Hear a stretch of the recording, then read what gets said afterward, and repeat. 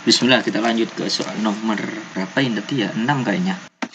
Peluang memperoleh mata dadu berjumlah 10 paling sedikit 3 kali pada 4 kali pelemparan sepasang dadu. Berarti dadunya ada 2, dilempar sebanyak 3 kali. Kita disuruh mencari peluang mata dadu berjumlah 10 muncul paling enggak 3 kali pada 4 kali pelemparan yang tadi. Berarti kan bisa, kemungkinannya bisa muncul 3 kali atau 4 kali karena paling sedikit 3 kali ya.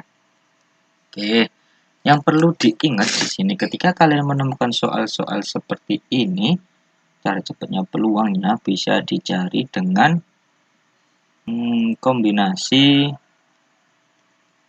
R dari N. Ini maksudnya kombinasi, misalnya ada 4 kali pelemparan yang ditanya 3 gitu ya. Berarti 3 dari 4, kombinasi 3 dari 4. Kemudian peluang yang dimaksud pangkat R dikalikan lawannya, berarti yang tidak berpeluang atau peluang komplemennya dikali di pangkat N min R. Misalkan nih, langsung ya, coba kalian pegang, dasarnya ada di situ. Peluang mata dadu berjumlah 10, berarti kita cari dulu berapa saja yang berjumlah 10. Misalnya anggap saja himpunan berjumlah 10, berarti bisa 5 sama 5, kan 2 dadu ya, bisa 6 sama 4 atau 4 sama 6. Berarti ada 3 nih. 7 sama 3 nggak bisa, 3 sama 7 nggak bisa karena nggak ada mata dadu yang 7 gitu, yang berisi 7. Paling sedikit 3 kali pelemparan nih. Coba kita cari kemungkinannya seperti ini ya. Sebelum ke situ, kita cari peluang deh. Peluang dari A atau B-nya nanti kan ada 3 per seluruh himpunan sepasang dadu ketika dilempar ada berapa? Ada 36 ya. Berarti kalau sederhanakan adalah 1 per 12. Kalau peluangnya 1 per 12, berarti V-nya atau peluang komplemennya adalah 11 per 12, berarti sisanya.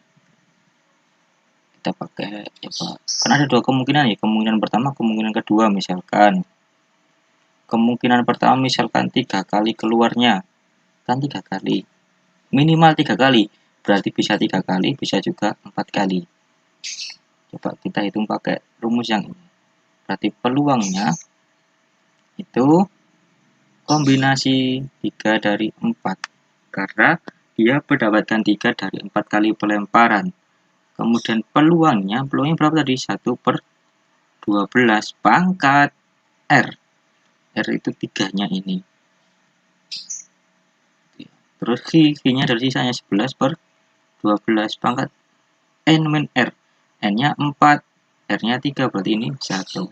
Pokoknya yang pangkat kiri kita mempakatkan harus ketemu 4, karena 4 kali pelemparan. Itu ya. Ini kombinasi 4 dari 3 berarti 4. 4 kali 11 berarti 44. Yang berarti gini, 1 per 12 pangkat 3, 1 per 12 pangkat 4. Pangkat 1, sorry. Ini kan pangkat 1, berarti ini pangkat 1. Ini pangkat 1. Oke, sekarang yang bawah peluangnya berarti 4 dari 4, karena 4 kali muncul. Berarti 1 per 12 pangkat R-nya 4, berarti 11 per 12 pangkat 0. Berarti kombinasi 4 dari 4, 1. Masih tulis ya, berarti 1 per 12 pangkat 4. Ini kalau sederhanakan berarti 44 1 per 12 pangkat 4. Dikalikan 1 per 12 pangkat 3 kali 1 per 12 pangkat 1. Nah, dari keduanya ini kan artinya kalau nggak keluar 3 ya keluar 4. Berarti atau kan penghubungnya tinggal jumlah. 4 1 per 12 pangkat 4 ditambah 1 per 12 pangkat 4. 4 tambah 1 berarti 45. 1 per 12 pangkat 4. Berarti jawaban yang C. Gitu ya konsepnya. Kalian pegang karena ini kalau kalian tahu konsepnya, paham konsepnya, insya Allah bisa masuk dalam soal kategori mudah ini. Coba soal ini. Pasti teman-teman dari awal melihat kayaknya soal sulit nih karena ada logaritmanya. Ya biasanya kalau masuk ke logaritma masuk dalam kategori soal sulit biasanya. Sebuah wadah berisi manik-manik berwarna hitam dan putih. Kemudian coba ya kita kategorikan, langsung tulis hitam. Manik-manik hitam berjumlah 2n plus 1. Manik-manik putih berjumlah 3n min 1. Dari wadah tersebut diambil 3 manik-manik sekaligus. Diambil 3. Jika peluang terambilnya 2 manik hitam, peluang 2 manik hitam 1 putih itu 24/65. Coba, tadi sengaja saya tulis dulu, terus saya masukkan ke sini. Takutnya nggak cukup nulisnya, sehingga tadi saya tulis seperti ini. Nah, peluangnya kan 24/65 ya. Terus kok bisa muncul seperti ini dan seperti ini? Ayo, coba saya jelaskan ya. Saya hapus dulu yang sini.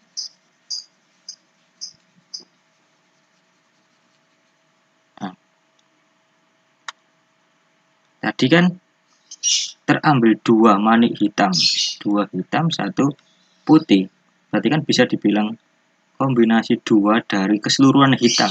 Keseluruhan hitamnya berapa? 2n plus 1. Makanya saya tulis, atau bisa tulis kayak gini.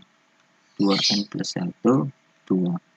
Berarti kita ngambil 2 dari 2n plus 1 yang ada. Nah, begitupun yang putih. Kita ngambil 1 putih dari 3n min 1 yang ada. Ini. Gitu ya. Kemudian, terus ini kenapa kok bisa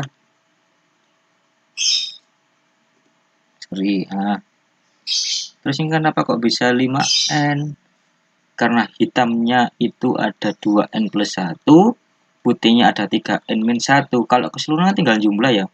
2n plus 1 tambah 3n min 1 berarti 5n. Terus kita disuruh ngambil 3 dari 5n, berarti kombinasi 3 dari 5n. Gitu ya. Oke. Lanjut ke langkah berikutnya. Oke. Kemudian, di sini kan bisa kita jabarkan menggunakan kombinasi seperti biasanya. Kalau kita punya kombinasi 5 dari 10, 10 faktorial, 4 deh, 10 faktorial, 10 kurang 4 berarti 6 faktorial, 4 faktorial. Begitu dengan ini. Tadi kan kombinasi 2 dari n, 2n plus 1. Jadi 2n plus 1 faktorial, 2 faktorial, 2n plus 1 dikurangi berapa yuk? 2 faktorial. Tadi kan 10 kurangi 4. Tadi ini 2n plus 1 kurangi 2. 1 faktorial, 2n min 1 faktorial. Kan 1 kurangi 2 jadi min 1. Kemudian begitupun dengan yang kanan.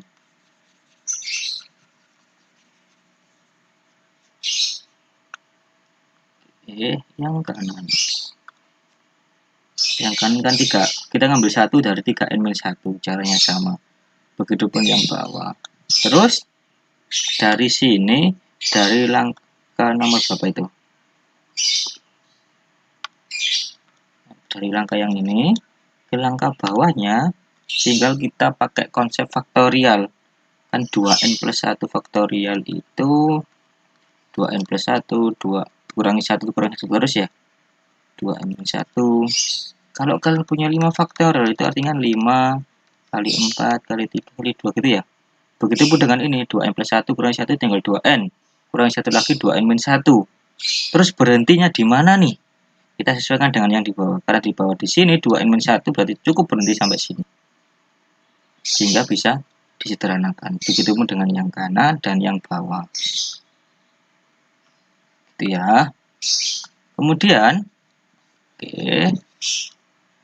Dari langkah 1 2 3 4 ke langkah 5 kan hasil penyederhanaan yang tadi ya. tinggal sederhanakan, coret-coret gitu. Terus yang tersisa ini nih, ada di angka 1, 2, 3, 4, 5, itu yang tersisa. Telah disederhanakan. Kemudian dari sini kita ubah ke bentuk perkalian. Misalnya ada setengah per 3 per 4, ini sama aja setengah kali 4 per 3. Nah, sama dengan ini. Bentuk perkalian tinggal sederhanakan, sama kok. N sama N, 2 sama 2. Terus dari sini kenapa kok 24 per 65 tinggal 4 per 13? Karena ini ada 6 per 5. Ini kita bagi 6, habis yang sini tinggal 4, yang bawah dibagi 5, sini habis, sini tinggal 13. Gitu. Oke. Setelah ini tinggal mudahnya nih. Dari sini kan tinggal kita kalikan biasa, ya kan? Sehingga ketemu 6n kuadrat plus n min 1. Yang bawah 25n kuadrat min 15n plus 12. Tinggal kita kalikan silangnya sini dengan sini, yang sini dengan sini. Sehingga ketemu ini. Baru kita operasikan yang sejenis, yang n kuadrat dengan n kuadrat. 100n kuadrat kurangi 78 22. Min 60n kurangi 30 berarti min 73. Dan seterusnya. Oke, saya hapus biar bersih. Oke, dari sini kan kita faktorkan sehingga ketemu n-nya 72 atau n-nya 3. Kalau triknya ini kan, kalau secara teori harus dimasukkan dua-duanya ya. Tapi kalau di dalam UTBK kan harus pintar pakai trik, masukkan dulu yang lebih mudah ketika dimasukkan nanti. Kalau sudah ketemu hasilnya, ya wis itu hasilnya. Kalau ketemu jawabannya dan cocok di pilihan gandanya, ya wis itu jawabannya gitu. Tapi kalau nggak ketemu, baru kita masukkan yang kedua. Ini kan ketemunya n-nya 3 sama n-nya 7 per 22. Coba saya masukkan dulu yang n sama dengan 3. N sama dengan 3 ya. Kita sederhanakan deh dulu deh. N log 2n kuadrat plus 7n plus 15 kurangi n log 2. Ingat, logaritma pengurangan dengan apa namanya ya, pangkat logaritma apa lupa saya. Dengan sini sama boleh diubah ke bentuk pembagian, ini artinya n log 2n kuadrat plus 7n plus 15 per 2. Itu ya. Berarti n logaritma tadi kita pakai n sama dengan berapa? 3. Coba kita masukkan ke sini. 2 kali 3 kuadrat berarti 3 kuadrat 9, 18 plus 7 kali 3 21 plus 15. Bentar, 15 per 2.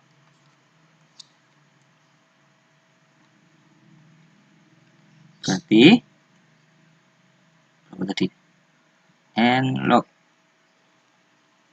18 21 berarti 9 3 15 4 ini ya, 454 dibagi 2 berarti n log 27.